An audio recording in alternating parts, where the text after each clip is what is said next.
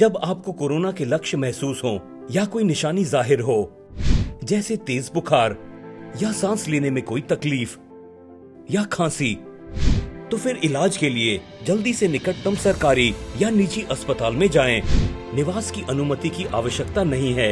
यदि इकामे की कोई आवश्यकता नहीं है, ऐसी स्थिति में अगर किसी व्यक्ति से किसी सरकारी व्यवस्था का उल्लंघन हो जाता है तो कोई दंड भी नहीं है।